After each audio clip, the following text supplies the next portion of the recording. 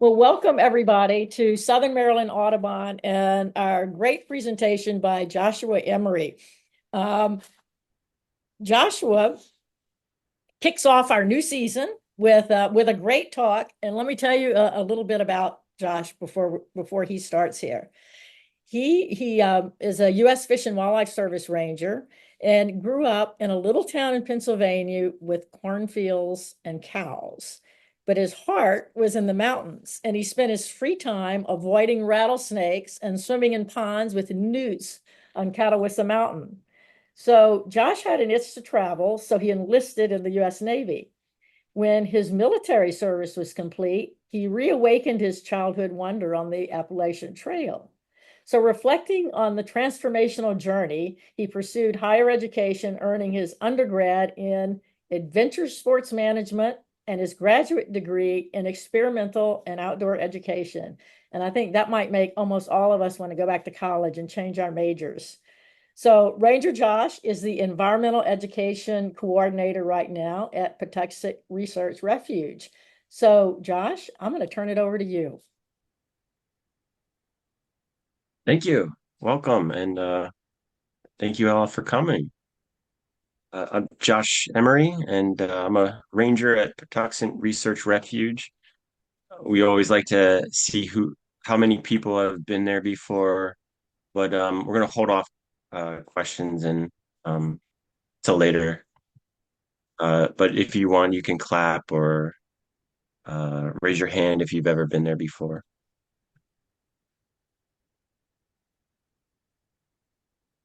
So Tucson Research Refuge was established in 1936 to support the Migratory Bird Conservation Act.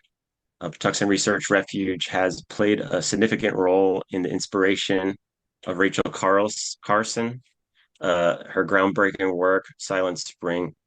Rachel worked for Fish and Wildlife Service and edited early research on the adverse effects of DDT on wildlife from scientists at the refuge.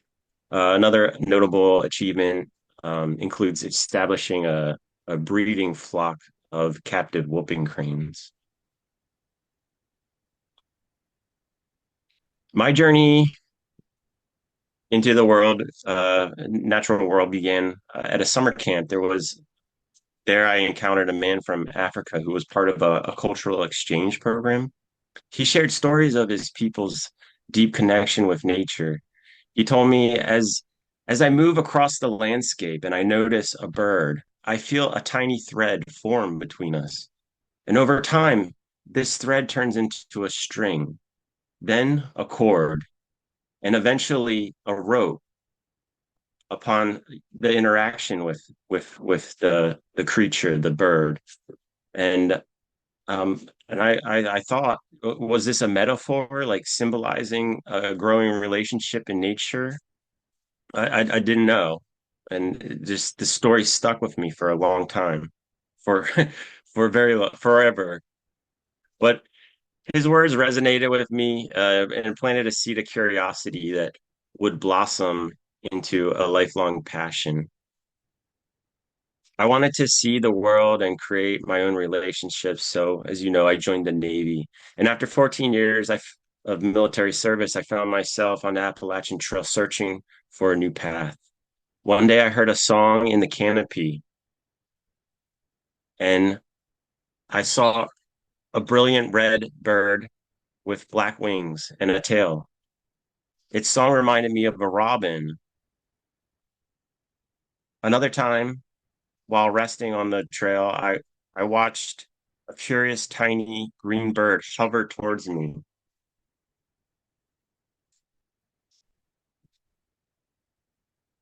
And and it was just like a scene from a Disney movie. I watched a curious tiny these encounters reawakened a sense of wonder. I I knew what I wanted to do, and thanks to my education benefits from the military, my GI Bill, I was able to earn a super awesome degree in with adventure sports management, and then later I moved into a master's of science in experiential and outdoor education. And I love having that as my degree. That's amazing.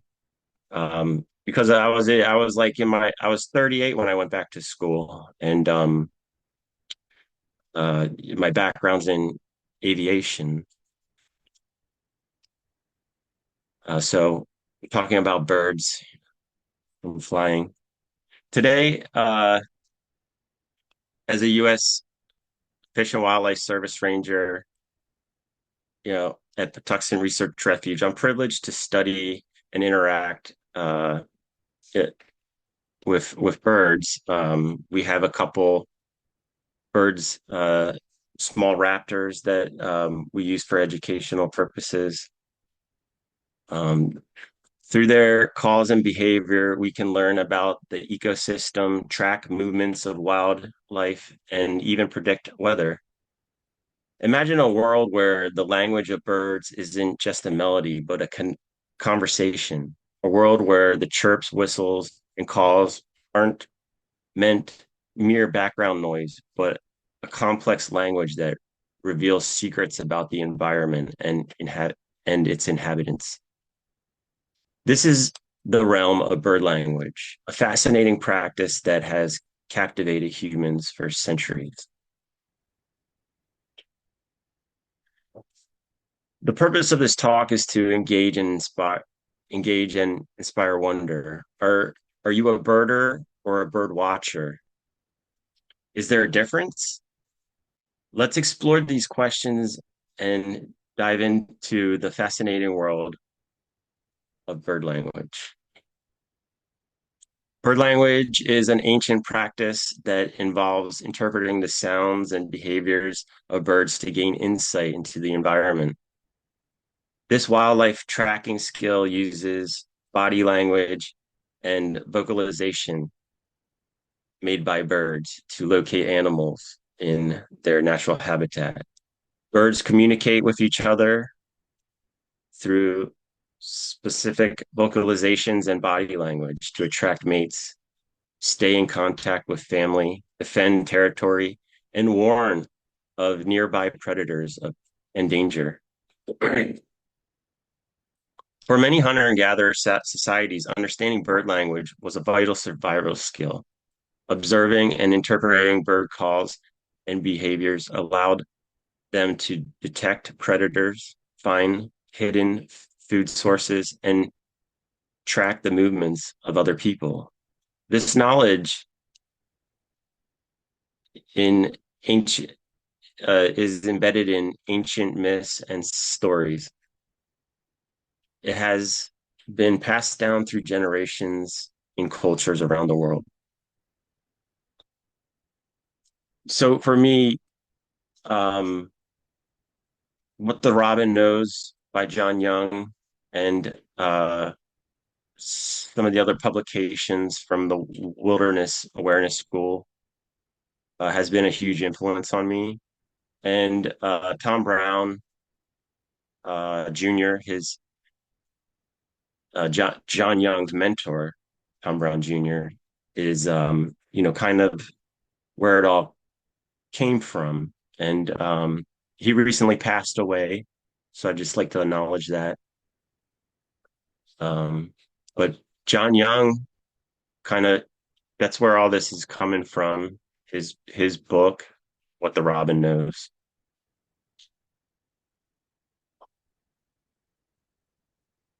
So let's embark on a journey together and uncover the secrets of bird language. We're gonna go over concentric rings, five voices of the birds, a bird sit, and um, just wrap it all up on the end and go over everything and maybe talk about a couple other things. Nature's ripple effect. Imagine a tranquil pond disturbed by a pedal. The ripples that spread outward, growing larger and larger, reflect the disturbance in the water. In this similar way, disturbances in nature can create ripple effects that spread through the natural world, leaving a trail of vocal and behavioral responses.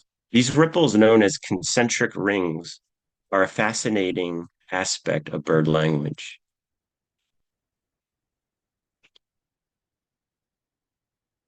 When a predator or other disturbance enters an area, it triggers an immediate reaction from nearby birds.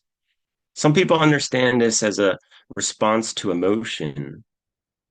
Could it be possible that birds can read emotions?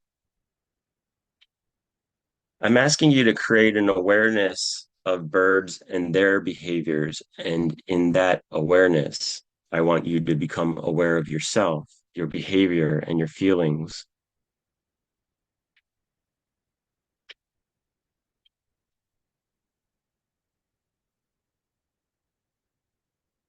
Birds will only move as far away as they need to get away from suspect danger. Birds are all about energy conservation. Ground birds are anchored to the ground. When danger is gone, when danger is near, they'll go up just high enough above the the creature that's disturbing them. And when it's gone, they'll come back and return to that anchor. So they'll only go as high as they need to go.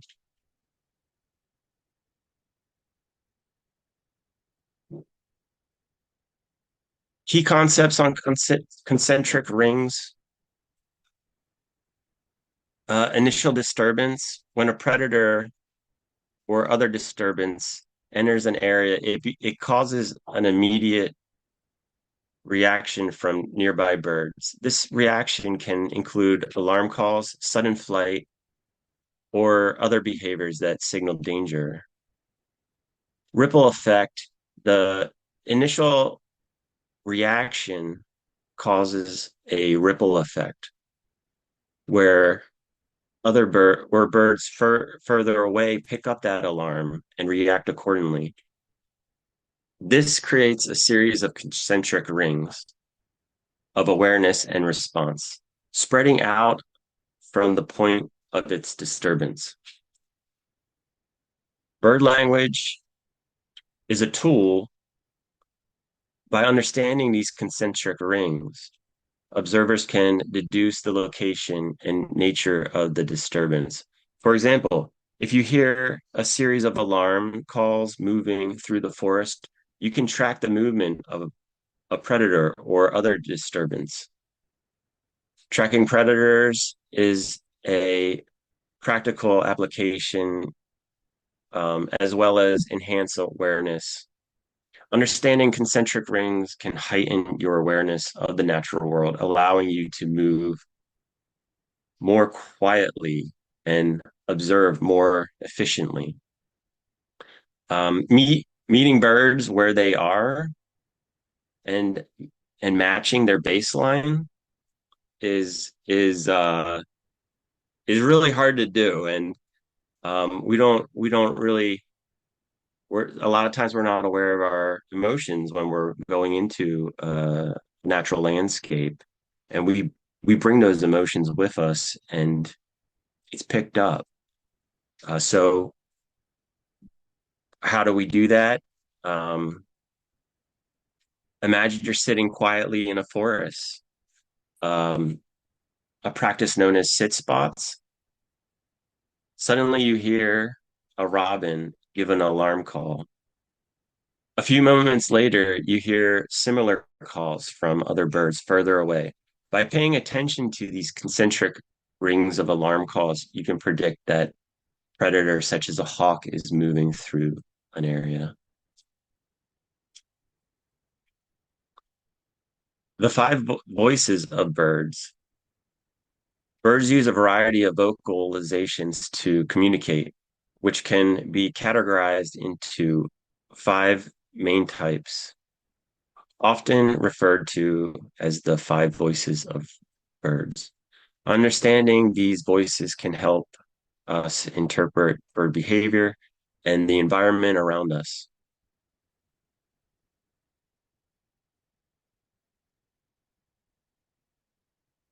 Here are the five voices: song, purpose, primary, it's primary used by males to attract mates and establish territories. Characteristics are a melody and often complex. Songs are usually heard during the breeding season when birds are setting up territories and attracting mates. Companion calls, the purpose used to keep in contact with other birds, especially within a flock. Characteristics are soft, repetitive sounds that help birds stay connected while feeding or moving together. These calls indicate that birds feel safe and are in a relaxed state. The northern cardinal uses tut tut, and I hear that all the time in my backyard. Territorial aggression is a purpose used to defend territories from intruders. Its characteristics are loud and intense, often accompanied by physical displays or a fight or fights. These calls are usually short bursts of sounds and can be mistaken for alarm calls.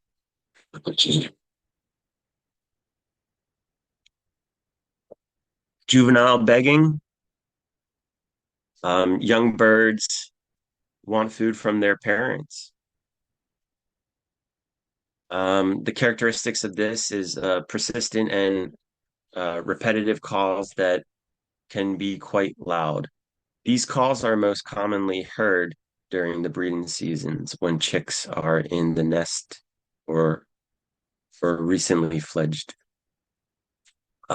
This year I had a house wren in my backyard, and it made the family made a nest and had little ones. It was a pleasure to participate in nature and just observe that.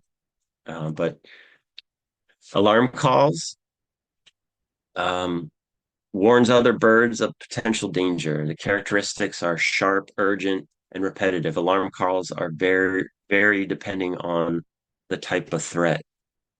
Aerial predators like hawks versus predators like cats. The call is going to be different.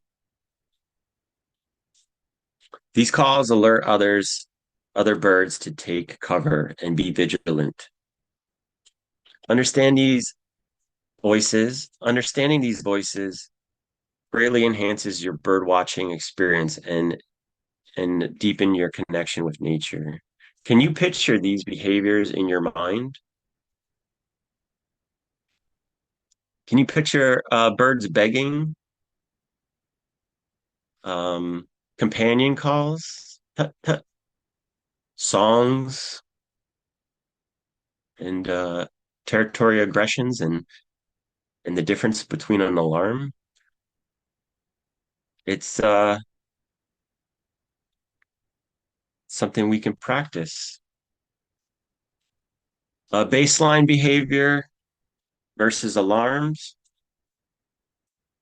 Baseline behavior refers to the normal everyday activities of a bird when they are not disturbed. This includes singing, bird singing to establish territory or attracting a mate, foraging, birds search for food in a relaxed manner, pruning, birds clean and arrange their feathers, companion calls, soft calls used to maintain contact with other birds. Recognizing baseline behavior is crucial because it sets the standard for what is normal in a given area. When birds are in their baseline state, it indicates a peaceful environment.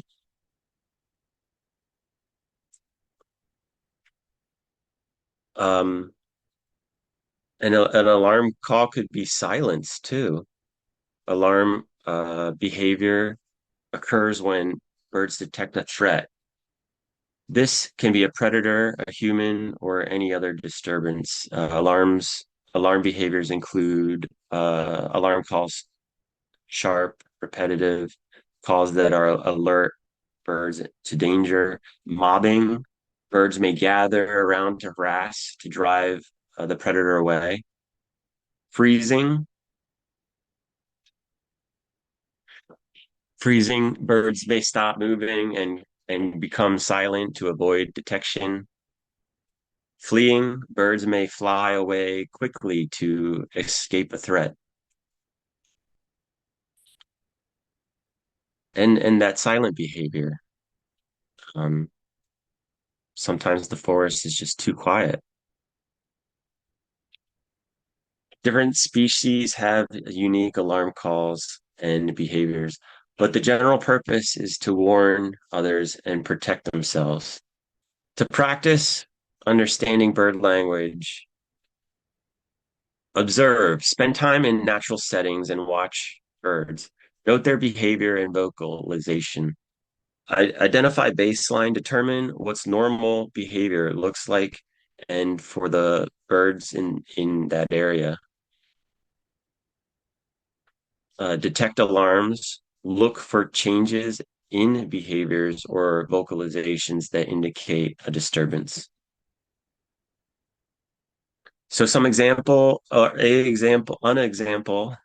black-capped chickadees use different calls depending on the type of predator. Their chickadee, dee, dee, dee, dee, dee, dee, will vary in length. It's there's some scientific papers written about it. It's pretty interesting. Calls vary with this threat level. So nuthatches also listen to chickadee calls to assess danger levels. The birds work together. Um, in observing birds, you see them mix species together as they flock through a wooded area. So they're also communicating with each other with body language and vocalization.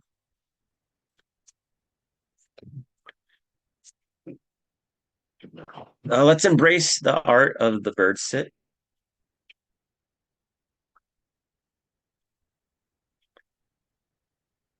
So, steps to do a bird sit: find your quiet corner. The first step is to a successful bird sit is to find a peaceful spot where you can observe birds undisturbed, whether it's in your backyard, a local park, or even a window seat. The key is to choose a location that allows for uninterrupted observation. Creating a comfortable haven. Once you've found your ideal spot, make yourself comfortable. Use a chair, cushion, or blanket to create a cozy space. The goal is to relax and remain still, allowing the birds to feel at ease in your presence. Next, awaken your senses. Before you begin to sit, take a deep breath to relax and focus your senses. Pay pay attention to what you can see, hear, feel, and smell. This will help you become more present and aware of your surroundings. Tuning into the avian world. Now it's time to tune into the birds. Observe their behaviors, movements, vocalizations, without worrying about identifying every species. Ask yourself questions like, what are the birds doing? Are they feeding, nesting, or interacting with each other? The power of repetition. You may have noticed I repeat it myself many times on certain things. The more practice the more practice bird sits, the more you practice bird sits, the more you notice. Over time, you start to recognize patterns in behavior and communication. It's how we learn. So make so make it a habit and spend regular time in nature observing the birds around you.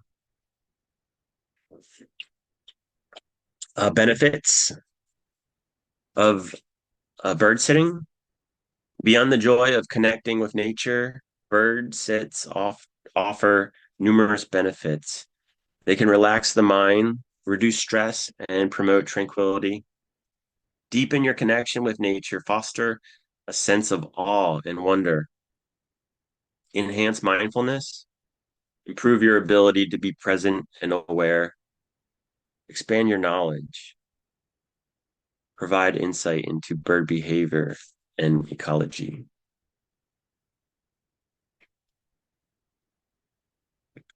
Uh, how to enhance your bird sit experience? To make your bird sit even more engaging and educational, consider these activities. Sound mapping. Create a map of bird sounds in your area.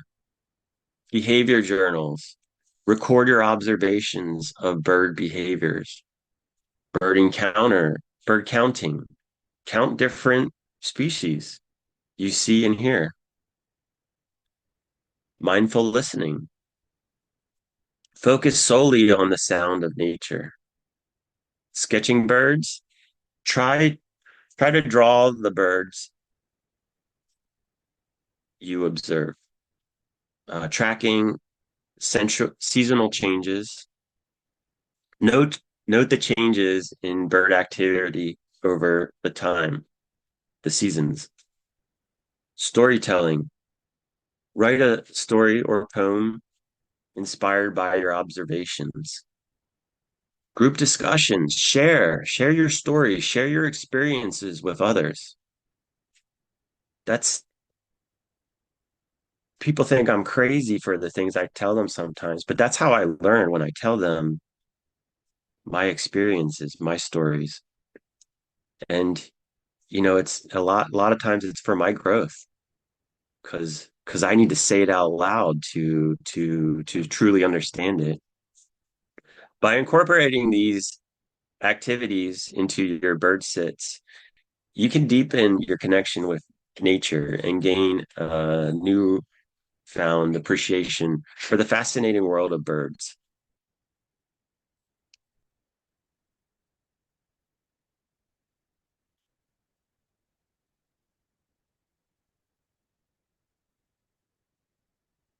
All right, to conclude, um, a symphony of nature, understanding bird language enhances your connection with nature and can provide valuable information about your surroundings.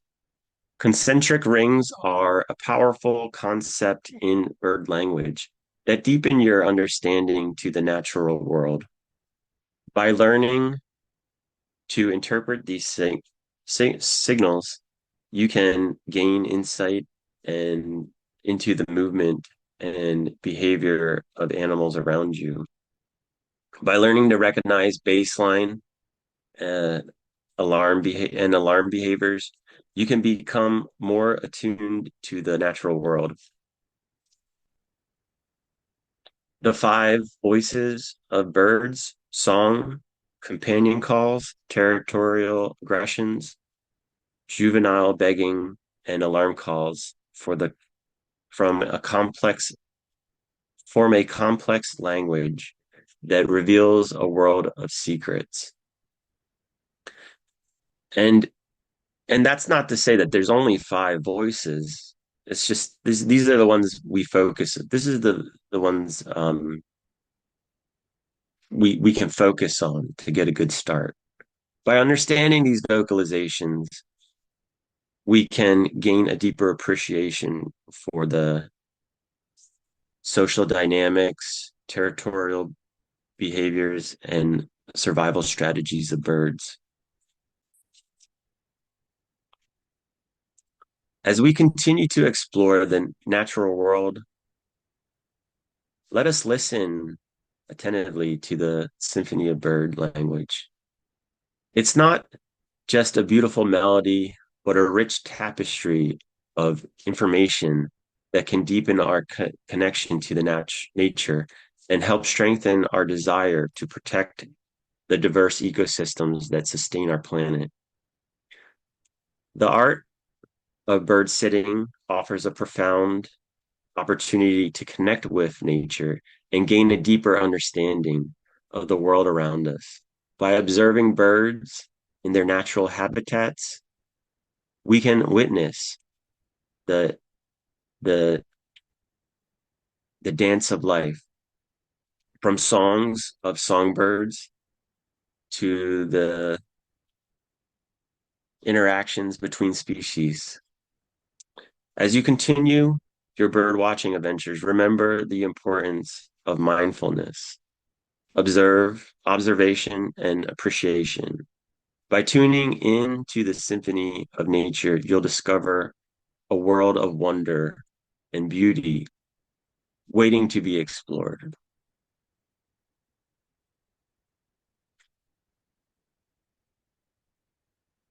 Uh, Nurturing a wild pedagogy. In the realm of outdoor education, the concept of touchstones for nature pedagogy has emerged as a guiding framework. Inspired by the principles of wild pedagogies, these touchstones provide educators with a roadmap for integrating nature into their teaching practices. At the heart of these touchstones lies a profound belief in the power of nature to shape and enrich the learning experience. By recognizing nature as a co-teacher, embracing its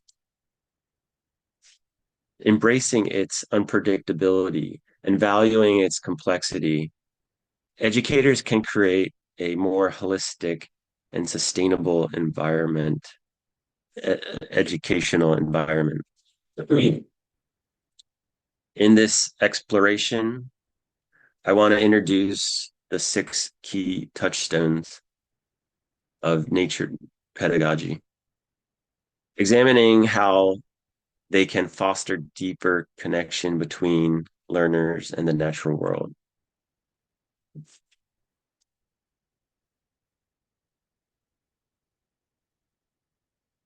By embracing these principles, educators can create a more sustainable and holistic educational experience. Here are the 6 key touchstones: agency and the role of nature as a co-teacher, recognizing nature as an active participant in the learning process, wildness and challenging ideas of control, embracing the unpredictability and spontaneity of natural environments, complexity, the unknown, and spontaneity, valuing the complexity and unknown aspect of nature, encouraging exploration and discovery. Locating the wild, finding and utilizing wild spaces, even in urban settings. Time and practice, allowing sufficient time for deep engagement with nature and a consistent practice. Cultural change, promoting a shift in cultural attitudes towards nature and education. These touchstones aim to foster a deeper connection between learners and the natural world, encouraging sustainability and holistic educational practices.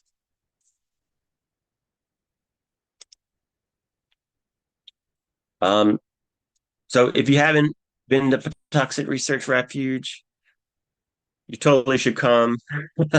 North Track, we have like hummingbirds in our native garden, our native species garden. We hang up um, feeders for them, and there's like dozens flocking together and at a time. This time of year, they'll still be there.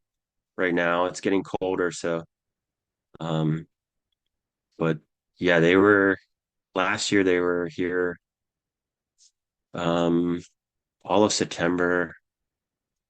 But also we have Agents of Discovery, and it's an app, an augmented reality app, and and it's it's pretty cool. I recommend like downloading it, checking it out. We have the Chan Robbins Trail, where there's a bird focused mission, and it's not just for kids. Adults can do it and have fun. And also at North Track, there on the Forest Trail, there's a mission as well. And we just finished with with West Virginia University. We did a research project with them and the core network, where we were looking at three different modalities of education. So, like a ranger led based one, an augmented reality based one, and a self guided one. And we found that the ranger led one was better, but not by much. So, so I wanted to thank you all and see if you had any questions. You can reach me at this email, and also check out this website, birdlanguage.com.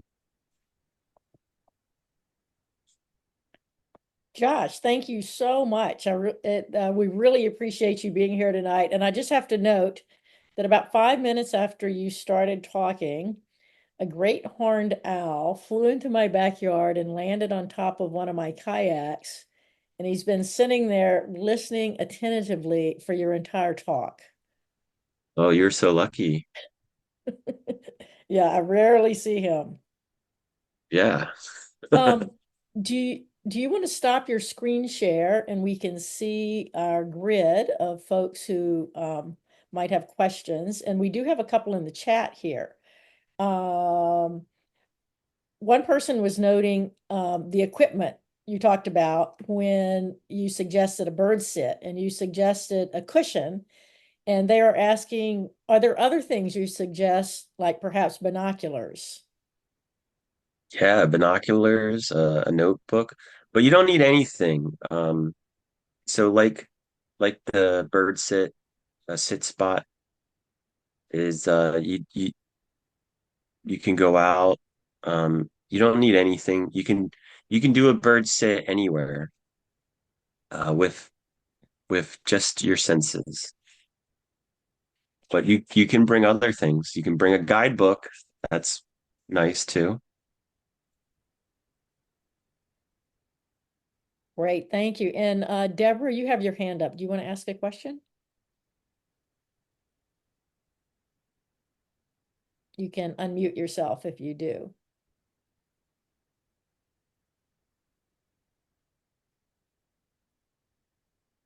Oh, give her a chance to do that. Oh, are you there, Deborah? Well, I'll go to another question in the chat. Sydney asks, can you tell us about an experience you had discovering a particular bird activity? A particular bird activity. So yeah. So I mentioned I was on the Appalachian Trail and I'm hiking and I'm in Shenandoah. I'm climbing up this hill, and it's hot out. The sun's beating on me. I'm not in the canopy. I'm in this spot where like the canopy is surrounding me, and I hear this sound like a robin, and I look up and I see this hot rod bird. That's how I described it to myself at the time, so I could remember it. and it looked like a cherry red um, um, coupe with black doors. That's how I remembered it. And days went by until like I got out of Shenandoah and I'm sitting in a town, Front Royal, and I'm getting a cheeseburger, and then I pull out my phone and I'm looking it up. I'm looking the bird up in my electronic Peterson guide, and I find out that it's a scarlet tanager. This is like 5, 6 years ago, before I could, tell much about birds. But that's what started my passion is just making a note to myself because I've never seen a scarlet tanager before at that time in my life. And I had no idea. I heard the song, I watched it, and I, I've I've never I haven't seen very many since then. Uh Maybe this year I've seen a lot working at the refuge, but they hide in the canopy. I remember working in uh, some wild camps, and I would hear the song all the time because I memorized it. I memorized the way the song would go, and it reminded me of a feather just falling back and forth, back and forth. And this is how I remembered the song. So I could hear it, but I couldn't see it. But I knew the Scarlet Tanager was there. I even checked with my Merlin app, the audio um, discover option, and sure enough, it was a Scarlet Tanager. And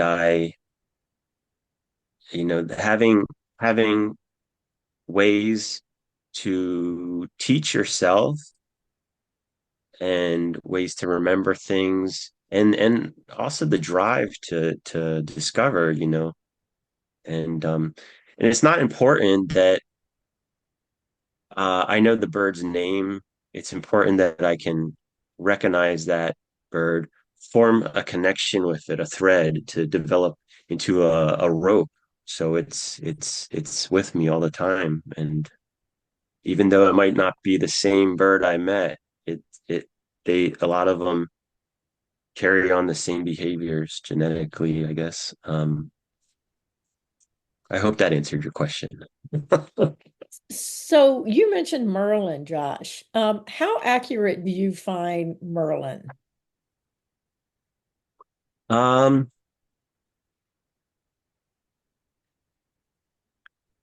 I use it, and I might not be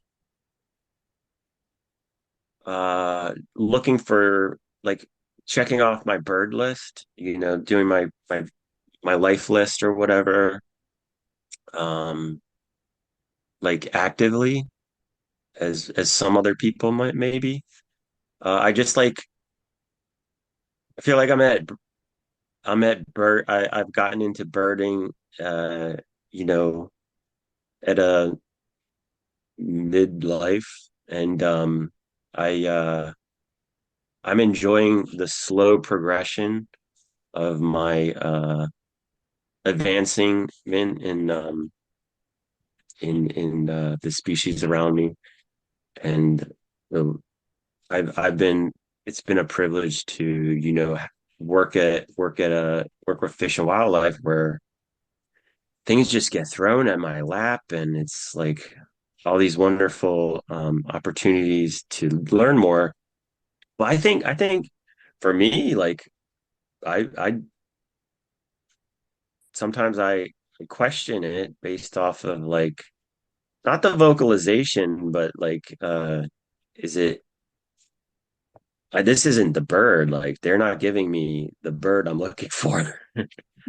um when I'm going through the dichotomous key of like where where I am, how big it was, the color, and and it just doesn't. it doesn't always give me the right option, but I feel like it's pretty good with the songs. What do you think it's different? Or do Um, you think it's pretty bad? no, no. I think it's for me personally, I think it's getting better and better over the Yeah, years. I find exactly. it maybe 85% accurate, but what it's really great for, and what we talk about on the bird walks is obvious, you can't take it for 100% all the time, but Oh what yeah. it is great at is telling you what might be up there that you can't see that you then go and look for. Hmm. Yeah, and I like creating like these long-term questions of, so sometimes I handicap myself where I don't take binoculars, I don't take apps, I don't take technology with me, and I challenge myself to burn it into my brain and form like a better relationship with it. That's like the uh the thread analogy, building ropes. So one question we get a lot on fall bird walks, you were talking about the five voices of birds, is why do birds seem so much quieter in the fall? Well, they are probably working hard to either migrate or get fat for migration or survive a winter. Um, I guess it's like that ant and grasshopper fable, maybe. But come spring is when you have the chorus, and they they're looking for their mates, looking, just singing away. Thank you. That all makes eminent sense. Does anyone does anyone else have questions? Please just unmute yourself and go ahead and speak up while we still have a couple of minutes left here with Josh.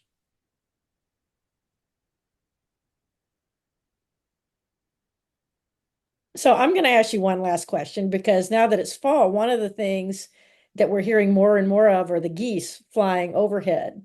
So when you're hearing them honk um, while they're in formation, does that fall in the category of they're just communicating with each other? Yes, definitely. Yeah. Yeah, that's I mean, and it's incredible. Like, some people don't even hear geese. They just filter it out. But yeah, it's wonderful to see them flying around together in such a big flock. And that they seem to be quite talkative with each other. Yeah, so that go I mean, um they're flying in formation. Are they are they giving off like information to each other with just by communicating and letting them know like where they are, and are they are when they move into a turn, are they using a different voice, a sound? It's something to listen for this season. I encourage you to see if you can tell if they're coming in, like when they're landing, you might hear them go, you might hear their sound build up until they crash into the ground and then quiet down. It's interesting. Well, Josh, thanks so much for spending the last hour with us. I think you've given us all great ideas to think about when we're out birding, other than just keeping our life list. So we really appreciate it. Thank you so, so much for being with us. Yeah, thanks for having me. And thanks everyone for joining us. And we look forward to seeing you next month at our next talk. So thanks everyone, and we'll sign off.